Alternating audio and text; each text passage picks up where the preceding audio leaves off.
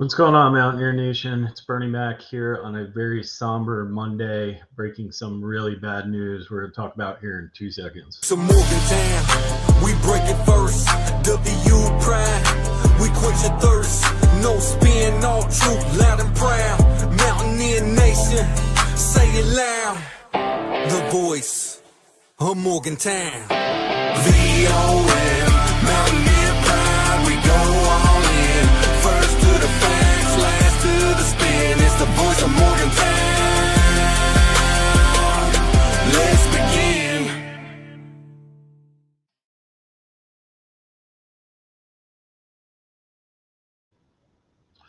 Oh, Mountaineers, how we doing today on a Monday? Unfortunately, I'm coming to you on Breaking Bernie here with some bad news. I'm sure you're already seeing some of the posts going around about WVU losing its star running back, Jaheim White, for the season with what appears to be a very substantial and significant knee injury. I think we talked about this yesterday on the show and the other day on the show. For those of you that didn't see, this is the play. It happened on the horse collar. You could see Jaheim's left leg get pretty much pinned back, the remainder of his weight going on the other side. I said it as soon as it happened. I felt like it was a knee injury, and unfortunately, that's what's kind of come to fruition. So this is a massive, massive loss for our offense this year. Jaheim was set to have an absolute breakout, stellar year. I think we talked about it numerous times on the show about the possibility that Jaheim could have a Heisman-like season. For this to happen to him is just devastating, not even just for the fact that it hurts our football team, but he's such a good kid. He stuck it out. We know he was being heavily recruited, during the downtime by other programs, and he decided to stay with West Virginia through the coaching change and was really excited to have the opportunity to do some special things in Rich Rod's offense, and that's all gone. It's just such a bad thing to happen with a dirty play, and I'm very frustrated, as I'm sure a lot of us are. Where's the accountability going to be on the Ohio team that I felt played an extremely dirty game from the get-go? I know football, things happen. You can't always control it. I get that. But when you're consistently injuring other players from dirty plays, there has to be a level of accountability on the program. So obviously, extremely frustrating, disappointing. We'll get back to Jaheim in a minute as well. But the other part, the breaking news that people have not heard about or we're getting more messages about, is that Jaden Bray, our star receiver, is also out for the season.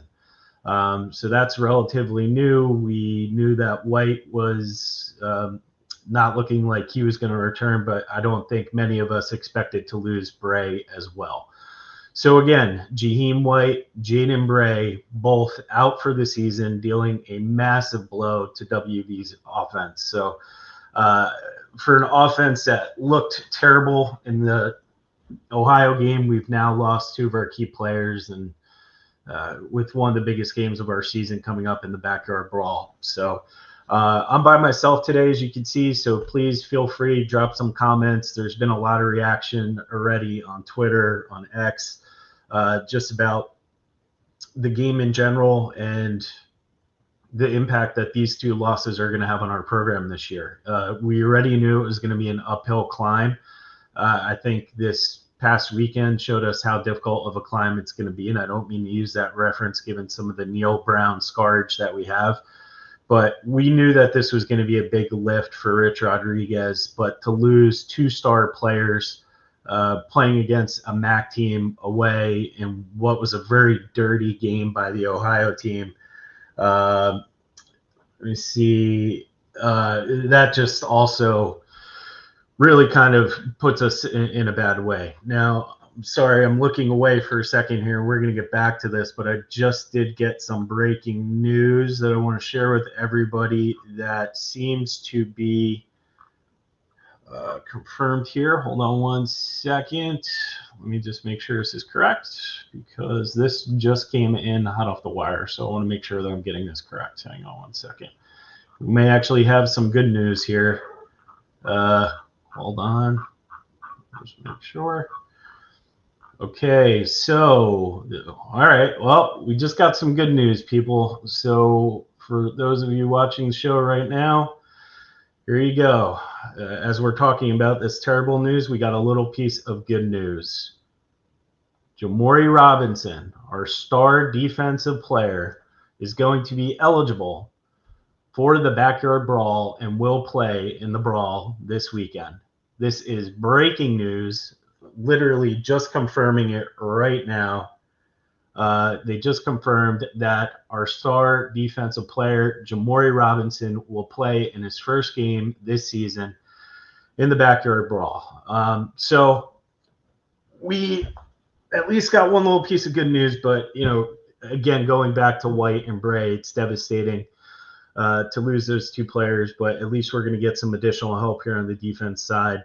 Jamori, I don't know what his repetitions have been in practice right now, how he's keeping himself in shape, but hopefully he's been keeping up. I know he hasn't been able to full practice, but hopefully he's going to be able to step in and have an impact in the Backyard Brawl. So, again, for those of you that are just joining now, Jaheim White, Jaden Bray out for the season.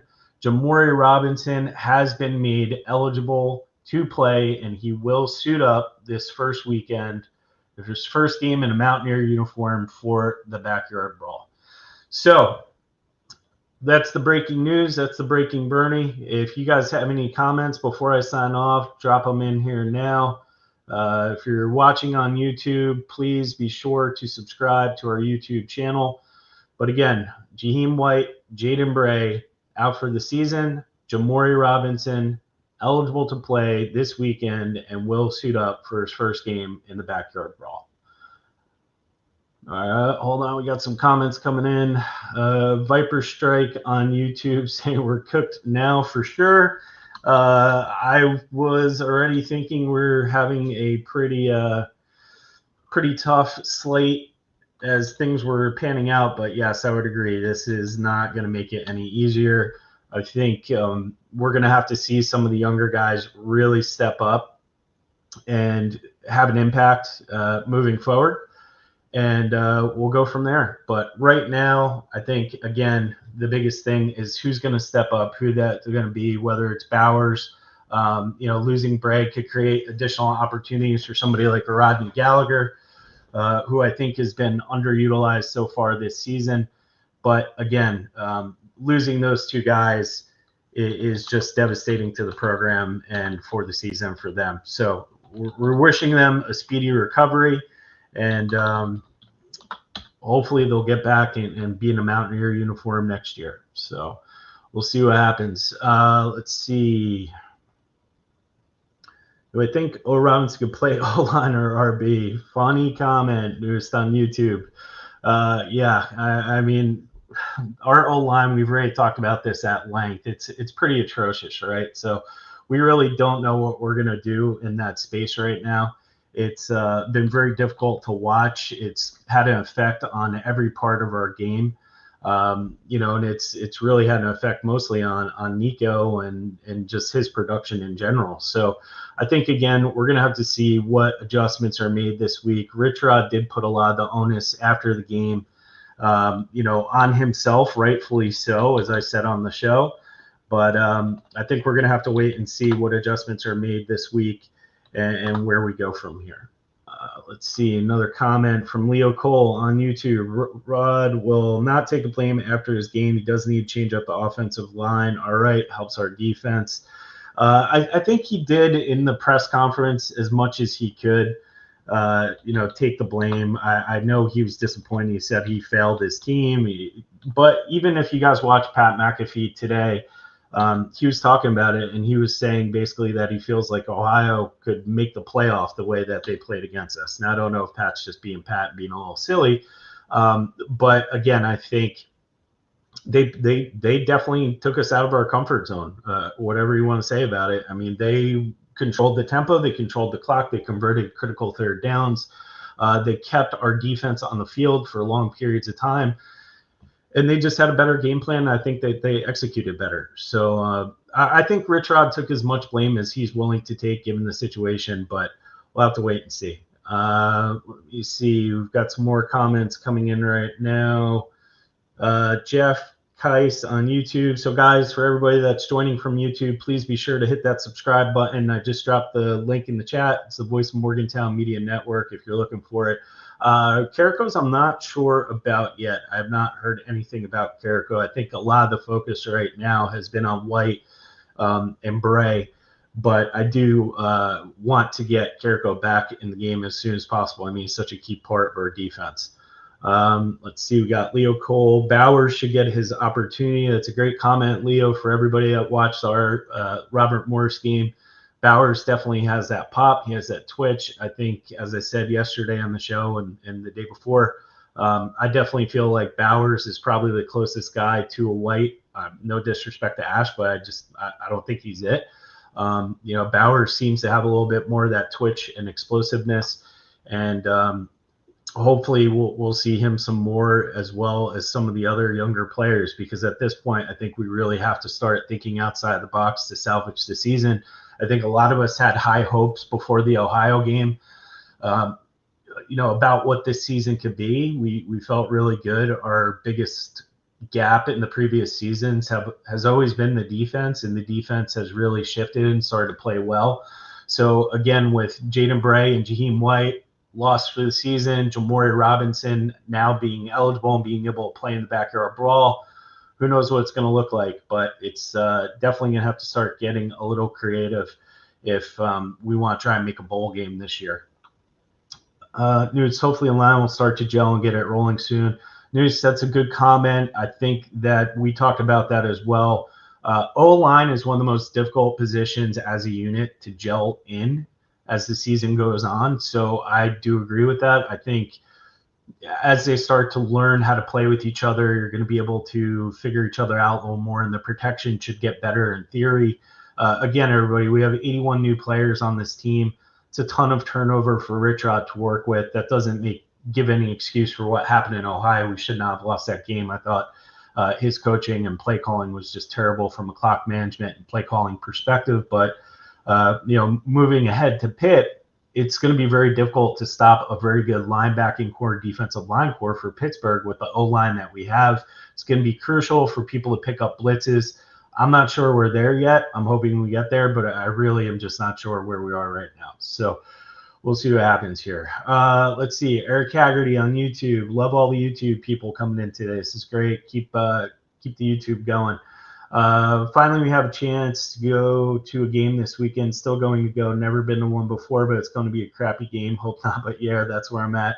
Eric, it's fair comment. I think everybody's really disappointed, especially with the loss of game day. I think we've talked about that at length, that if we would have won at Ohio, we were pretty much going to guarantee game day coming to Morgantown for the last iteration of the backyard brawl until it was rescheduled. So ton of disappointment, not even on just our side, but Pitt as well, believe it or not. If anybody's following on X, or if you're just going through and looking at some of the posts by the Pitt fans on X, they're giving us a ton of grief because unfortunately it affects their program too. I mean, game day is a really big deal. It's the focal point of the college universe every Saturday, and they lost the exposure and the opportunity to be in a marquee game on game day because we didn't beat Ohio, and they're letting us have it over it. So I totally agree with you, but look, anything can happen in the backyard brawl. We've seen that. We've talked about it at length with what happened in 2007. So I think you go, you have yourself a good time, enjoy yourself, go to the game, and just enjoy the game. And you never know, Mountaineers could pull off something special. We'll see. Let's see here. So we got Viper Strike on YouTube. I think this loss falls in the lap of the O-line. They play like an FCS squad, if we're being honest. I definitely agree with you. I think we've beaten up on the O-line enough. We've talked about it numerous times, numerous shows, that they're the biggest weak spot. We picked it up even in the Robert Morris game, that they were getting pushed around by, Robert Morris. And they were really exposed last week by a very good defense in Ohio. I don't know that I put the loss squarely on them, though. Again, I'm going to go back to what I've said on the past two shows. Rich Rodriguez bears 95% of the responsibility for this loss. He ran up-tempo offense. He kept our defense on the field way too long. He didn't adjust to the time management component, in the game, which if you look at the time of possession, it was like 42-17 or something like that, 42 minutes for Ohio, 17 for us. And he really did a terrible, terrible job of play calling. He had Nico rolling out to his weak side numerous times, which is always a difficult throw. And I thought the play calling the whole game was really bland, vanilla, and it felt like Neil Brown-esque. He didn't take many deep shots. He targeted Cam Vaughn once, in the first quarter, and then not until there's 8 minutes left in the second quarter. You can't do that with your best receiver. So I think Rich Rod bears a ton of responsibility for this loss last week. I don't know what was going on with him. I've said it numerous times. He didn't look like himself, and that's just what happened, and it cost us a game. Let's see. We got Noose again. Season 1, Game 2, 80 new player, 80 new coaches, new scheme, new culture. Can't do all in a few months. I'm just going to give him some time to work it all out. I think that's a fair statement, Noose. We're all trying to be patient. I think we just got excited because of how many talented players that we've had come into the program. We felt like there's a good opportunity that Rich Rod was going to be able to get these guys in line a little quicker than he has and make an impact. And unfortunately, we're not seeing that. And I think the change from Neil Brown to Rich Rodriguez is extensive in a good way. So I think we all kind of expected very different results and a little faster, and they're happening. Let's see. Ty Edwards, Leo Cole on YouTube. Yep, Ty Edwards is eligible. I don't know why we have not seen him play. We had him on the show. So if you guys have not seen that, go through the archive and you could see a great interview of Ty Edwards. He's really a great kid. Really enjoyed having him on the show. Great personality, super funny. He's definitely got his head on straight too, which is great. I think maybe it's just a matter of conditioning with him a little bit. I know he's been working out. He told us that on the show. He's just basically been lifting, doing cardio, just get ready for when he's called. I think we are going to see a little bit of a heavier dose of him now that, White's out for the season. So appreciate the comment. Drumwolf62 on YouTube. Since the players are getting paid now, that defensive player should pay a fine for deliberate tackling Jaheim like he did. That's a really good point, Drumwolf. I would tend to agree with you on that. I think there was always apprehension to find college players because of the financial component. But now the fact that some of these college players are getting paid what they're getting paid, I do think it's relevant. So it's a very good point. Viper Strike on YouTube. I don't think it's a gel problem. I think it's lack of talent O-line in general. I don't know about that. I thought we recruited pretty well. I said this yesterday in the show. I think losing Matt Moore was a huge part of why our O-line is struggling this year. I like our new O-line coach, but I think Matt Moore, if we would have been able to keep him and find a position for him on staff, we definitely would have been able to limit the attrition on the O-line, which would have had an immediate impact on the season. Drumwolf62, Pitt pay Ohio players to injure. That would be pretty dirty even for Pittsburgh. I don't think that happened, Drumwolf62, but gosh, you never know, right? Professional carpet systems O'Reilly screwed us out of national championship game. We screwed them out of college game day. Well, yeah, that's fair. And for those of us that remember a while back, we did beat Pitt the following year and gave them a little payback when I think they were ranked in the top 15 and we weren't ranked. So, yep, agreed. Last comment here from Viper Strike. How do you throw it deep when our O-line is in the backfield with the QB before? Well, that's where you throw screens and you do some different things to alleviate the pressure of Viper Strike. And that was another reason why I was very hard on Rich Rod. His play calling, I did not feel he did much to alleviate the pressure that Nico was getting under and some of the things that really just kind of limited him. So I think, again, very good points, but we'll have to wait and see what happens. So, all right, guys, that's all the comments. We're just trying to do some breaking news today. Again, quick. Jaheim White, Jaden Bray out for the season. Jamori Robinson will suit up in the backyard brawl.